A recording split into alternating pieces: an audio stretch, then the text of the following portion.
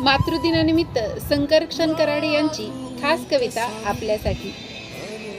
धपाधप पाय आपटत एक लेकरू घरी आलं, वस्तूंची फेकाफेकी करत घरामध्ये गेलं।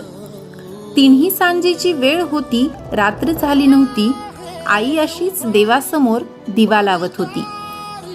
जगासमोर जे चालत नव्हतं ते घरामध्ये मात्र चाललं, बाहेर जे बोलता येत नव्हतं ते लेकरू आई समोर बोललं। म्हणाला, खोटारडी आहेस तू, खोट्या मार्गावर चाललीस, आजपर्यंत तू माझ्याशी खोटच बोललीस।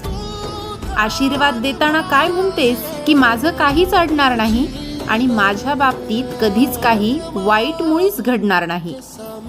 आईपासून काय लपतंय तिच्या लक्षात आलं, तिने बाळाला गोडभर पाणी प्यायला दिलं। हुंदक्यांमधून वाट काढत पाणी पोटात गेलं। आई म्हणाली, आता सांग तुला काय झालं? तो म्हणाला, लोक आई विचित्र झालेत फार, सतत सगळे माझ्यावरती खाऊन असतात खार।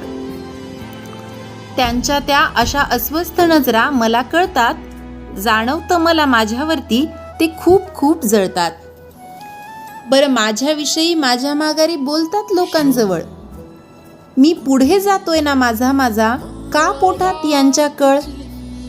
बरं, वाईट याचं वाटतं की या वाईट लोकांचा एक संघ झालाय आणि मी वाईट वागत नसूनही त्यांनी मला बाजूला केलाय। आई म्हणाली, बाळा तुला माझा प्रश्नच नाही कळला, मी तुला काय झालंय म्हणाले तू त्यांचा त्रास सांगितला। सोडून दे ना तुझ्यावरती जे रुसतायत का हसतायत, कारण तुला पूर्ण करायची स्वप्नही तुझ्याच डोळ्यांना दिसतायत। त्यामुळे तुझ्या अपयशाची लोक पाहतायत ती सगळी स्वप्ने खोटी कर। तुझ्या अपयशाची लोक पाहतायत ती सगळी स्वप्ने खोटी कर।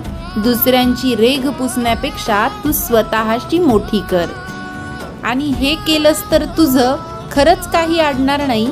आणि आई आजही तेच म्हणेल, माझ्या बाळाचं वाईट काहीच घडणार नाही। आईच्या तोंडी देवाचा साक्षात्कार घडला आणि तिने लावलेल्या दिव्याचा लख प्रकाश पडला। तिने लावलेल्या दिव्याचा लख प्रकाश पडला।